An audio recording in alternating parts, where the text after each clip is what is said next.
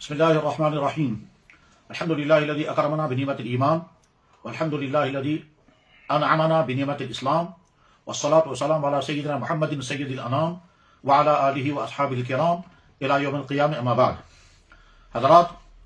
अल्लाह ने तमाम इंसानों को बेशुमार नेमतों से नवाजा है, मगर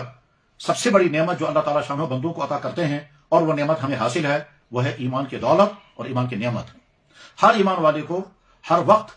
बार बार इस बात का इदराक और एहसास करना चाहिए कि अल्लाह ने कितना बड़ा एहसान मुझ पर फरमाया, मुझे ईमान की दौलत अता फरमाई, मेरे मांगे बगैर, मेरे सवाल के बगैर, मेरी दरखास्त के बगैर, मेरे जाने बगैर। ये सबसे बड़ा एहसान अल्लाह का बंदों पर है कि ईमान की दौलत जिसे नसीब हुई हो। ईमान की दौलत मिलने के बाद हर ईमान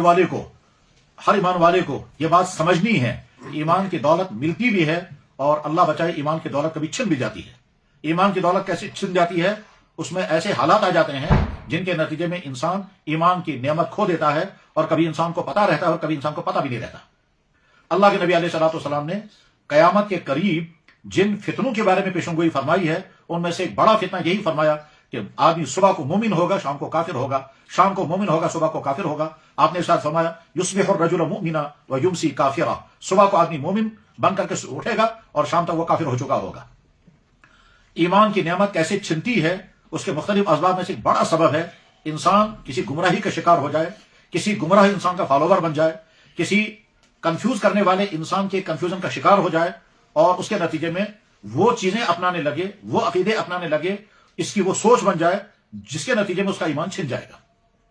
आज का जमाना चूंकि कुर्बे क़यामत का जमाना है, इसलिए मुसलसल फितने फैलते जा रहे हैं और उन फितनों में से बाज़ फितने तो सिर्फ गुमराही के हद तक है और बाज़ फितने ऐसे हैं जिनके नतीजे में ईमान वाले का ईमान छिन जाता है अगर वो उस फितने का शिकार हो गया। इस वक्त एक अहम तरीन मसले पर, जो इसी से जुड़ा हुआ मसला है, गुफ्तगू करने का इरादा है। और चूंकि उस गुफ्तगू की जब बहुत ज्यादा जरूरत पड़ी और बहुत ज्यादा शदीद तकाजे आए, तब ये गुफ्तगू करने का उन्वान इख्तियार किया गया और इस वक्त ये वीडियो इसी गर्ज के लिए बनाई जा रही है। हमारे पड़ोसी मुल्क में एक फितना शुरू हुआ, जिस फितने को शुरू करने वाले शख्स का नाम था रियाज अहमद गौहर शाही। उसने एक तंजीम बनाई सरफरोशान इस्लाम के नाम से और उसके बाद फिर गौहर शाही का फितना शुरू हुआ। उस फितने में बेशुमार वहां के लोग मुब्तला हो गए और जो लोग उसमें मुब्तला होते गए उनका ईमान खत्म होता गया, जैसा कि वहां के बेशुमार उलमा का मुत्तफका फैसला और हर मकतब फिक्र का मुत्तफका फैसला है कि गौहर शाही खुद और उसके फॉलोवर, उसको मानने वाले तमाम के तमाम इस्लाम से खारिज हैं, मुर्तद हैं और खारिजात इस्लाम हैं। गौहर शाही नाम का शख्स कोई ज्यादा पढ़ा लिखा नहीं था। इब्तदाई जमाने में ये कोई मैकेनिक का काम करता था या वेल्डिंग का काम करता था और उसके कुछ अरसे के बाद उसने रूह बदल दिया और अपने आप को सैयद कहलाना शुरू किया। हालांकि वो मुगल खानदान की किसी शाख का फर्द था और उसके आबा व अजदाद कश्मीर के रहने वाले थे। बहरहाल इस मुगल खानदान के फर्द ने अपने आप को सैयद कहलाना शुरू किया और उसके बाद फिर नावाकिफ, सीधे साधे, अनपढ़ और तवाहुम का शिकार, कम ईमान व कमजोर ईमान वाले लोगों को अपना फॉलोवर बनाया। यहां तक कि फिर उसने अपनी गुमराहकुन अकायद बयान करने शुरू किए। उसके गुमराहकुन अकायद बड़े हैरत अंगेज हैं और निहायत ही अफसोसनाक हैं, खासतौर पर उन मुसलमानों के लिए जो मुसलमान इस तरह के गुमराहकुन अकायद रखने वाले शख्स को अपना बहुत कुछ मानने लगे हैं। उसके बाद वो दुनिया से जा चुका है। अब इस दुनिया में उसकी तरफ से जो उसका नाइब बना हुआ है, उस शख्स का नाम है यूनुस अल गौहर। ये कहीं यूरोपियन मुल्क में है और उसका एक टीवी चैनल चल रहा है। उस टीवी चैनल के जरिए से वो अपने उन गुमराहकुन अकायद का प्रचार करता रहता है। अब आप चंद उनके बुरे गलत अकायद सुने। ये यूनुस अल गौहर अपने चैनल पर कलमा पढ़ते हुए ला इलाहा इल्लल्लाह के बजाय ला इलाहा इल्ला रियाज पढ़ता रहा और वो नेट पर मौजूद है। इसी तरह से रियाज गौहर शाही को रब्बुल अरबाब कहता रहा। खुद रियाज गौहर शाही के कुफरी अकायद क्या क्या हैं, कलमे में तब्दीली करके रियाज गौहर शाही ने अपनी किताब हक की आवाज में कलमा लिखा, ला इलाहा इल्लल्लाह गौहर शाही रसूलुल्लाह। इसी तरह से कुरान करीम के बारे में उसने कहा कि कुरान करीम जाहिर में तो 30 पारे हैं, बातिन में ये 40 पारे हैं और उन 40 पारों का पता हमको इबादत और रियाजत के जरिए पता चला। ये रियाज गौहर शाही ये भी कहता है कि अल्लाह ताला मजबूर है, शहरा के करीब होने के बावजूद वो देख नहीं पाता है इंसान पर क्या बीत रही है। यह रियाज गौहर शाही कहता है कि नमाज, रोजा, हज और इबादत, इनमें कोई रूहानियत नहीं। रूहानियत नाम है जब दिल से टिक टिक की आवाज आए और अल्लाह की आवाज टिक टिक की तरफ से आए, तब यह रूहानियत आएगी। उसका कहना यह है कि ईमान और कलमा पढ़े बगैर भी रूहानियत हासिल हो सकती है। अल्लाह की पहचान के लिए रूहानियत सीखो, चाहे किसी भी मजहब के हो। یعنی بالفاظ دیگر وہ یہ کہنا چاہتا ہے کہ اگر کوئی اسلام کے باہر کسی اور مذہب کا فالوکار ہوگا، ماننے والا ہوگا، وہ بھی روحانیت سیکھ سکتا ہے، وہ بھی روحانیت اونچے مقام پر آ سکتا ہے۔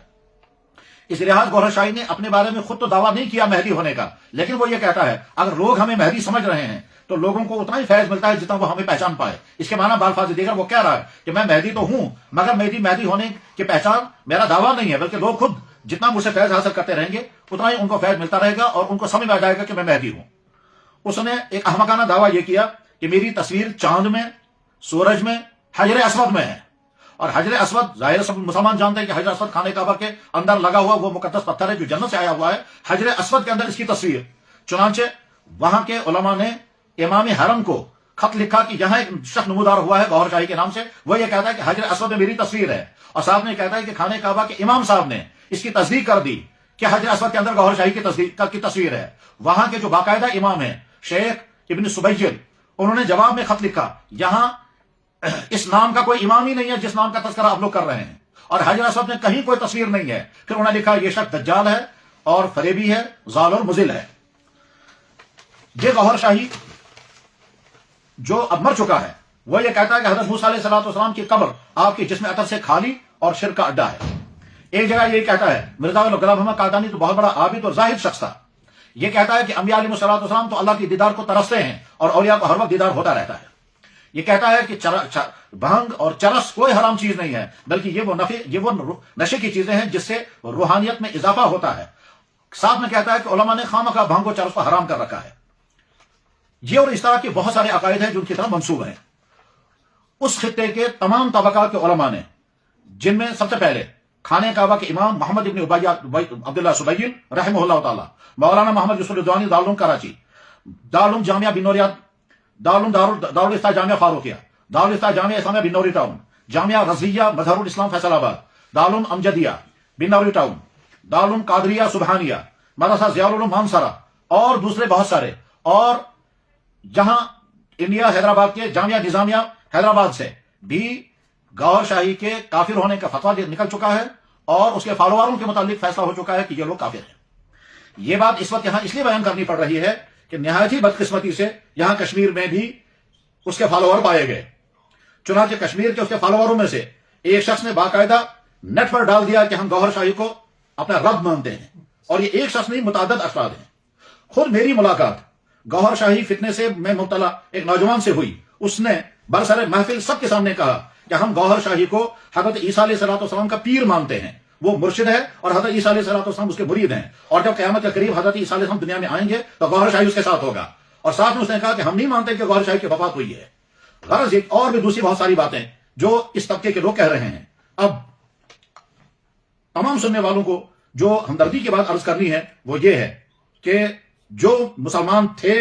اور اس فتنے کا شکار ہو گئے، ان سے نہایت ہمدردی کے ساتھ، نہایت دلسوزی کے ساتھ اور بڑی محبت کے ساتھ یہ درخواست ہے کہ اپنے آپ کو اس فتنے سے بچائیں۔ اس کے نتیجے میں آپ کا ایمان ختم ہو چکا ہے۔ ریاض گوہر شاہی وہ تو خود مسلمان نہیں ہے، اور آپ میں سے کچھ اس کو رب مان رہے ہیں، کچھ اس کو رسول مان رہے ہیں، کچھ اس کو مہدی مان رہے ہیں، کچھ اس کو کیا مان رہے ہیں، وہ کچھ بھی نہیں تھا۔ اور اس کی زندگی جو ہے وہ بہت ساری گندگیوں کا شکار تھی، جیسا کہ اس کے سوانح حیات جو لکھی بھی موجود ہے اس سے واضح ہوتا ہے کہ اس کی زندگی کس طرح کے گندے کاموں میں تھی اور ان گندے کاموں کے ساتھ ہی اس نے زندگی گزاری ہے۔ لہذا اپنے آپ کو اسے نکالیں، توبہ کریں اور واپس ایمان میں داخل ہو جائیں۔ ریاض گوہر شاہی رب کیسے ہو سکتا ہے؟ کس قدر المیہ کی بات ہے کہ کشمیر میں ایک مسلمان گھر میں پیدا ہونے والا مسلمان فرد ایک ایسے انسان کو رب کہہ رہا ہے جس کو اس نے دیکھا نہیں، جو مر کر کے مٹی کا حصہ بن چکا ہوگا اور وہاں عذاب جہنم بھگت رہا ہوگا، عذاب قبر میں مبتلا ہوگا، اور یہاں کا آدمی اسے رب مان رہا ہے۔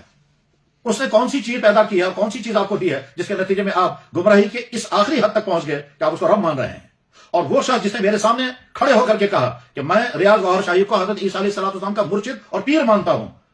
عیسیٰ علیہ السلام اللہ کے نبی، قرآن کریم میں حضرت عیسیٰ علیہ السلام کی حیرت انگیز پیدائش کا تذکرہ موجود ہے۔ تمام حضرت عیسائی حضرت عیسیٰ علیہ السلام کو نبی مانتے ہیں، مسلمان حضرت عیسیٰ علیہ السلام کو نبی مانتے ہیں۔ قرب قیامت میں حضرت عیسیٰ علیہ السلام دنیا میں تشریف لائیں گے اور اس کے بعد پھر وہ تمام کارنامے انجام دیں گے جن کی پیشنگوئی جناب رسول اکرم صلی اللہ علیہ وسلم نے فرمائی ہے۔ تو عیسیٰ علیہ السلام ایک اولو العزم انبیاء علیہ السلام میں سے ہیں، اور آج ایک شخص یہ کہتا ہے کہ گوہر شاہی اس کا مرشد اور اس کا پیر ہے۔ اس سے زیادہ بڑی گمراہی اور کیا ہوگی؟ تو ان تمام بھائیوں سے بڑی درمندی کے ساتھ درخواست یہ ہے کہ اس کفر کو چھوڑ دیں اور ایمان کی طرف واپس آئیں، اور اگر سمجھنے کے ارادے سے،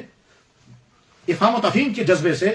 حق پانے کے جذبے سے کسی صحیح عالم کے ساتھ ملاقات کریں اور بحث نہیں، لڑائی جھگڑا نہیں، نرمی کے ساتھ سمجھنے کی کوشش کریں اور اپنے عقائد تفصیل کے ساتھ بتائیں، اور یہاں سے ہمدردی کے ساتھ سمجھایا جائے گا کہ کیسے وہ شخص باطل ہے، کیسے اس کے افکار غلط ہیں، اور کیسے یہ سارا جہنم کا راستہ ہے۔ یہ تو ان حضرات کی خدمت میں درخواست ہے۔ اور جو بھائی ہمارے اس فتنے سے محفوظ ہیں ان سے درخواست ہے کہ وہ خود چوکنا رہیں، اپنے بچوں کو محفوظ رکھیں۔ کچھ نہیں معلوم ہے کہ آپ کے بچے کو کون آدمی کیا آ کر کے پڑھائے گا اور آپ کا بچہ کہاں سے کہاں پہنچ جائے گا۔ ظاہر ہے جو لڑکا ہم سے بحث کرنے کے لیے آیا وہ ایک مسلمان گھر میں پیدا ہونے والا لڑکا، آپ نہیں معلوم ہے اس کے باپ کی حالت کیا ہے اور اس کی خود کی حالت یہ ہے جو اس نے ہمارے سامنے بیان کی، تو ظاہر ہے اس پر کسی نے محنت کی ہے۔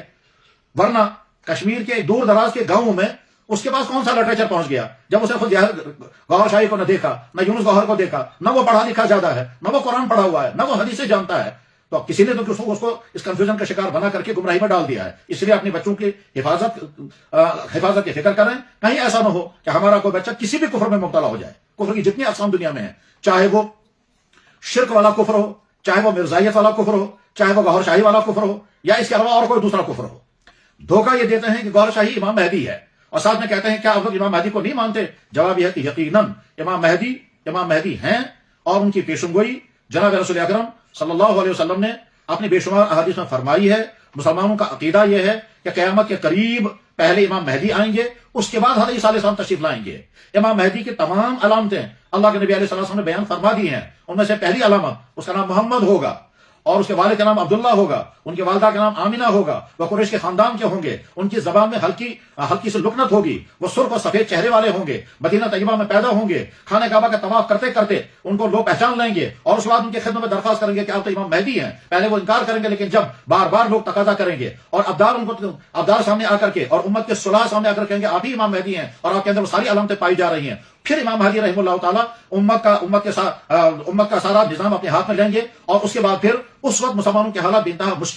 مشکلات والے ہوں گے، اور مسلمانوں کے خلاف چاروں طرف سے یلغار چل رہی ہوگی، پورے عالم میں کفر پھیل چکا ہوگا، مظالم عام ہوں گے، یہاں تک کہ امام مہدی رحمہ اللہ تعالیٰ ایک لمبا سفر کر کے ملک شام پہنچیں گے۔ بیت المقدس کے قریب دمشق مشہور شہر ہے، دمشق کے اندر جو جامع مسجد ہے، اس جامع مسجد کے سفید مینارے پر حضرت عیسیٰ علیہ السلام کا نزول ہوگا، اور وہ حدیثوں میں موجود ہے کہ حضرت امام مہدی تمام نمازیوں کو لے کر کے مسجد میں انتظار میں ہوں گے فجر کی نماز پڑھنے کے لیے۔ ابھی نماز کھڑی نہیں ہوئی ہوگی کہ مینارے سے آواز آئے گی، حضرت عیسیٰ علیہ السلام کو فرشتے اتار کر کے مینارے پر رکھیں گے، حضرت عیسیٰ علیہ السلام نیچے تشریف لائیں گے، ان کے جسم پر 2 زرد رنگ کی چادریں لپٹی ہوئی ہوں گی، اور وہ ایسے ہوں گے جیسے ابھی غسل خانے سے غسل کر کے باہر تشریف لائے ہوں، پانی کے قطرے ان کے جسم سے ٹپک رہے ہوں گے، اور سیڑھی لائی جائے گی، حضرت عیسیٰ علیہ السلام دنیا میں تشریف لائیں گے، پھر امام مہدی امامت کریں گے، امامت کے بعد پھر حضرت عیسیٰ علیہ السلام امت کی باغڈور اپنے ہاتھ میں لیں گے، اور پھر نظام آگے چلے گا، یہاں تک کہ دجال کا قتل حضرت عیسیٰ علیہ السلام کے ہاتھوں باب لد پر ہوگا، اور باب لد اس وقت اسرائیل کا مشہور شہر ہے۔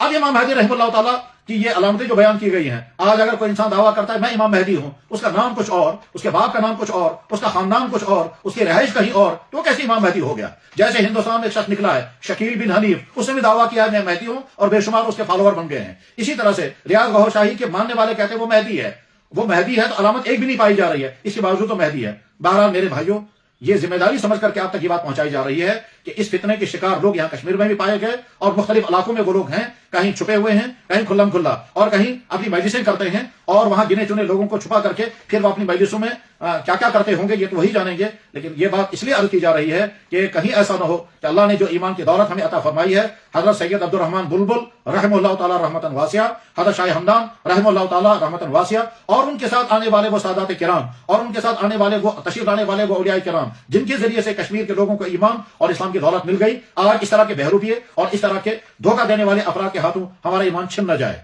اللہ کرے ہمیں اپنی ایمان کی قدر اور اپنی ایمان کی حفاظت کی فکر ہو جائے، اور جو بھائی گمراہی کا شکار ہو گئے ہیں اللہ ان کو ایمان کی دولت کی واپس عطا کر دے، وہ پھر واپس دائرے اسلام میں داخل ہو جائیں اور اس فریب سے اپنے آپ کو نکال لیں، اور جو مسلمان بھائی محفوظ ہیں اللہ تعالیٰ آئندہ کی ان کی حفاظت فرمائے۔ اس سلسلے میں کتابیں چھپ چکی ہیں، اور یہاں سری نگر میں بھی اس بارے میں کتاب موجود ہے۔ جن حضرات نے اس گوہر شاہی اور اس کے ماننے والوں کے متعلق کفر کا اعلان کر دیا ہے، ان کے نام میں نے عرض کر دیے، اور مزید تفصیلات کے لیے آپ حضرت مولانا سعید احمد جلال پوری کی کتاب ہے دور جدید کا مسلمہ کذاب یعنی گوہر شاہی، محمد نواز فیصل آبادی کی کتاب ہے گوہر شاہیت اور اسلام اور قادیانیت اسلام کی عدالت میں، اور مفتی نعیم صاحب کی کتاب ہے ادیانی باطلہ و صراط مستقیم، اور اس کے علاوہ سری نگر شہر کے اندر ایک کتاب چھپی ہے جو اس کو حاصل کیا جائے اور اس کو حاصل کر کے پڑھا جائے، یہ گوہر شاہی کون ہے، اس کے عقائد کیا ہیں، اس کے ماننے والے آج کا عقیدہ رکھتے ہیں، اور ان کا نعرہ کیا ہے۔ اللہ تعالیٰ شان ہو اس گفتگو کو کہنے والے کے لیے بھی اور سننے والے بھائیوں کے لیے بھی ایمانی اور دینی نفع کا